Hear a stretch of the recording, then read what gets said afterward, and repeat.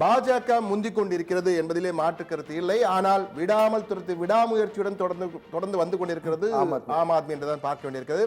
எனவே இந்த முறை ஏற்கனவே நாம் ஒரு எக்ஸிட் போல் வந்த பிறகு பல்வேறு எக்ஸிட் போலை வைத்து உண்மையான நிலவரமாக நாம் சொன்னது டெல்லியிலே தொங்கு சட்டப்பேரவை என்ற தகவலை சொன்னோம். கிட்டத்தட்ட தற்போது வரும் நிலவரங்களை பார்க்கும்போது அதை நோக்கித்தான் சென்று கொண்டிருக்கிறது. ஆனால் தற்போது இது எல்லாமே தபால் வாக்குகள் மற்றும் முதல் சுற்று, சில இடங்களிலே சில தொகுதிகளில் முதல் சுற்று வாக்குகளை வைத்துதான். இதை வைத்து நாம் முடிவு செய்ய முடியாது, பொறுத்திருந்தான் பார்க்க வேண்டும். இன்னும் ஒரு 2 மணி நேரத்தில் நாம் தெளிவாக சொல்லிவிடலாம். டெல்லிக்கு ராஜா யார் என்பதை மிக தெளிவாக சொல்லிவிடலாம்.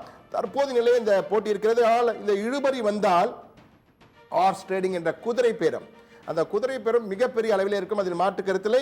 ஆனால் அண்மை கால வரலாறு, தேர்தல் வரலாறை பார்க்கும்போது குதிரை பேரத்திலே மிக சிறந்தவர்கள் யார் என்பது அனைவருக்கும் தெரியும், நாம் சொல்ல வேண்டிய அவசியமில்லை.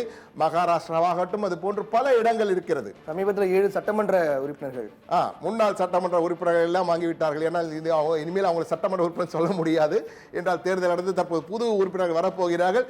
தற்போது நிலையிலே என்ன, ஈரோடு கிழக்கு வாக்கு எண்ணிக்கை விறுவிறுப்பு என்ற தகவல் வந்திருக்கிறது. ஈரோடு கிழக்கு என்றால் நம்ம ஊர் செய்திக்கு தான் இப்பொழுதுமே முன்னிலை கொடுக்க வேண்டும்.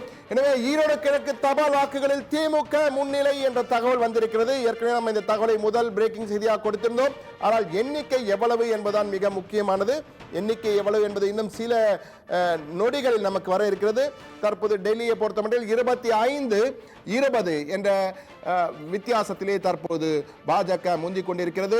எனவே தற்போது அந்த முழு விவரங்கள் இன்னும் சற்று நேரத்தில் நமக்கு கிடைக்க இருக்கின்றன. திமுக, நாம் தமிழர் இரண்டுமே அங்கு கடுமையான தேர்தல் பரப்புரையில் ஈடுபட்டார்கள். திமுக பொறுத்தவரை அமைச்சர் முத்துசாமியும் வேட்பாளர் சந்திரகுமாரும் ஒவ்வொரு தெருவாக சென்று வாக்கு சேகரித்தார்கள். சீதாலட்சுமியும் அப்படித்தான் சேகரித்தார்.